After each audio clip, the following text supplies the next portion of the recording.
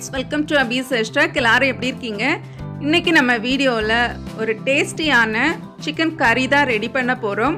இது கொஞ்சம் டிஃப்ரெண்ட் ஸ்டைலில் இருக்கும், ரொம்ப டேஸ்ட்டாக இருக்கும். பொதுவாக நம்ம சிக்கன் கிரேவிக்கு கேஷ்யூ நட்ஸ் அரைச்சி போட்டிருப்போம், தேங்காய் வறுத்து தேங்காய் பால் எடுத்து இந்த மாதிரியெல்லாம் செய்வோம். இன்றைக்கி வால்நட் யூஸ் பண்ணி எப்படி இந்த க்ரீமியான சிக்கன் வால்நட் ஸ்டூ பண்ணுறதுன்னு நம்ம வீடியோவில் பார்க்கலாம். வாங்க வீடியோக்குள்ளே போகலாம். ஃப்ரெண்ட்ஸ், இந்த வால்நட் சிக்கன் ஸ்டூ பண்ணுறதுக்காக நான் ஒரு 1/2 kg போன்லெஸ் சிக்கன் எடுத்து நல்லா க்ளீன் பண்ணி குட்டியாக கட் பண்ணி ஒரு பவுலில் சேர்த்துருக்கிறேன்.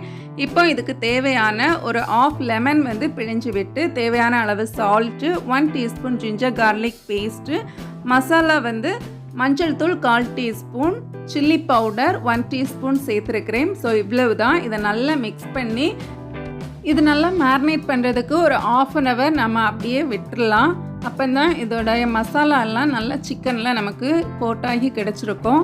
இப்போ ஒரு மூடி போட்டு அப்படியே ஒரு 1/2 an hour ரெஸ்ட் கொடுத்துடலாம். இந்த டைமில் நம்ம கிரேவிக்கு தேவையான வால்நட் நம்ம வறுத்து எடுத்துக்கலாம். நான் கொஞ்சம் ஒரு பெரிய பவுலுக்கு 1 பவுல் வால்நட்ஸ் எடுத்துருக்கிறேன். ஒரு 200 grams இருக்கும். இதை நல்லா வறுத்துக்கலாம். வால்நட் வறுக்கும் போது தீஞ்சு போகக்கூடாது, அதோட வாசம் லைட்டாக வரும். நீங்கள் கையில் எடுத்து பார்த்தாலே நல்லா சூடாக இருக்கும். இந்த டைம் ஃப்ளேமை ஆஃப் பண்ணிவிட்டு இந்த வால்நட்டையெல்லாம் நல்லா ஆற விட்டுடலாம்.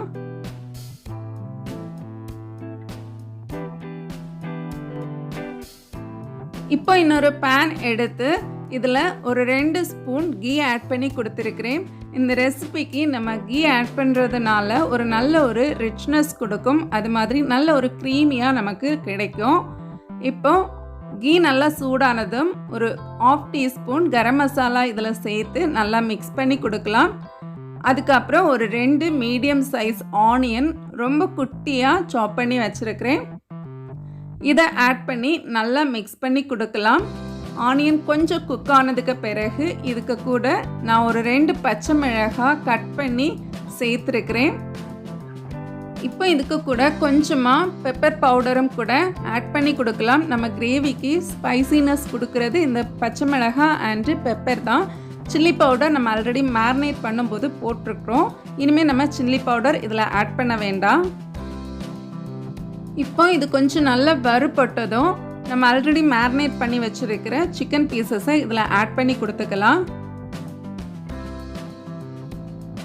இப்போ நல்லா மிக்ஸ் பண்ணி கொடுத்துட்டு இதை ஒரு லிட்டு போட்டு நல்லா ஒரு 2லேருந்து 3 நிமிஷம் நல்லா குக் பண்ண வைக்கலாம். நம்மளோட சிக்கன் இதுலேயே நல்லா ஆஃப் குக் ஆகி நமக்கு கிடைச்சிரும்.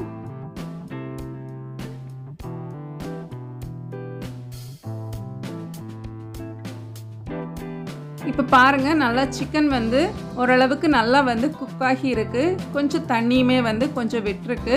இப்போ நல்லா இதை மிக்ஸ் பண்ணி கொடுத்துக்கலாம்.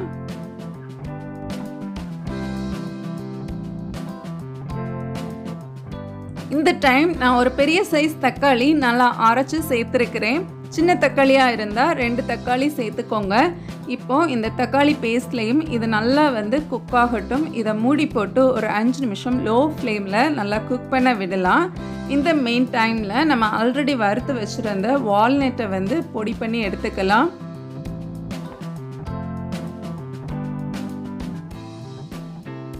இதை ஒரு மிக்ஸி ஜாரில் ஆட் பண்ணிவிட்டு ஃபஸ்ட்டு ஒரு 3-4 பல்ஸ் மட்டும் கொடுத்து கொஞ்சம் கொரப்பாக அரைச்சி எடுத்துக்கோங்க. கொஞ்சம் பீசஸ் அங்கங்கேயே இருக்கணும். ஸோ இதில் இருந்து ஒரு 2லேருந்து 3 ஸ்பூன் நான் தனியாக எடுத்து வச்சுக்கிறேன்.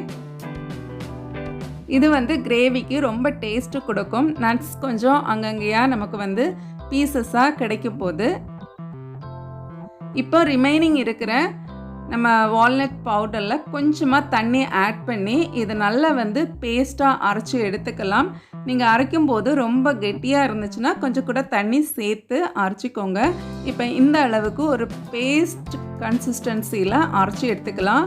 இப்போ நம்ம சிக்கனை ஓப்பன் பண்ணி பார்க்கலாம். பாருங்கள், நல்லா தண்ணி விட்டு கிரேவி கன்சிஸ்டன்சியில் அழகாக நமக்கு போன்லெஸ் சிக்கன் எல்லாமே குக்காகி கிடச்சிருக்கு. இந்த டைம் நம்ம அரைச்சி வச்சுருந்த இந்த வால்நட் பேஸ்ட்டை இதில் ஆட் பண்ணி கொடுத்துக்கலாம்.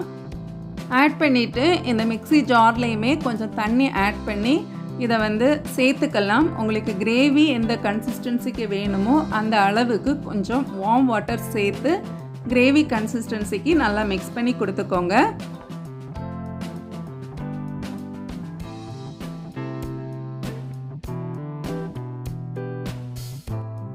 இப்போ நல்லா மிக்ஸ் பண்ணி கொடுத்துட்டு இதுக்கு தேவையான சால்ட், பெப்பர் எல்லாமே கரெக்டாக இருக்கான்னு செக் பண்ணிக்கோங்க. உங்களுக்கு தேவைப்பட்டுச்சுன்னா தேவையான அளவு சால்ட்டும் பெப்பரும் வந்து சேர்த்து நல்லா மிக்ஸ் பண்ணி கொடுங்க.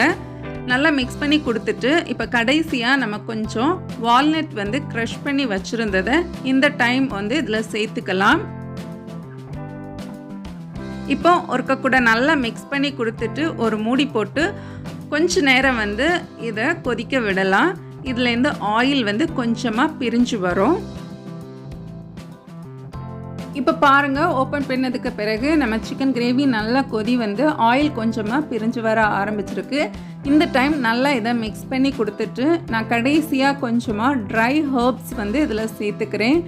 ட்ரை ஹர்ப்ஸ் உங்ககிட்ட இல்லைன்னா கொஞ்சம் கொத்தமல்லி வந்து சின்னதாக கட் பண்ணி இதில் சேர்த்துக்கலாம். அவ்வளவுதான், நமக்கு டேஸ்டியான ஒரு வால்நட் சிக்கன் ஸ்டூ வந்து ரெடி ஆகிடுச்சு.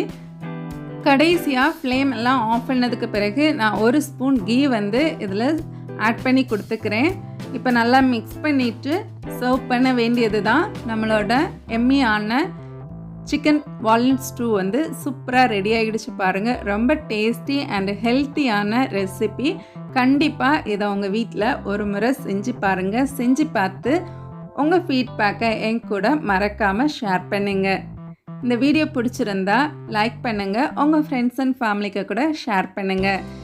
நீங்கள் இன்னும் நம்ம சேனலை சப்ஸ்கிரைப் பண்ணலைன்னா அபி சர்ஸ்டக்கு சப்ஸ்கிரைப் பண்ணிக்கோங்க. பக்கத்தில் இருக்கிற பெல் ஐக்கானையும் கிளிக் பண்ணிக்கோங்க. அப்போ தான் நான் போடுற ஒவ்வொரு வீடியோவும் உங்களுக்கு உடனே நோட்டிஃபிகேஷன் கிடைக்கும். நான் இன்னொரு இன்ட்ரெஸ்டிங்கான வீடியோவில் உங்களை மீட் பண்ணுறேன். அது வரைக்கும் பாய்.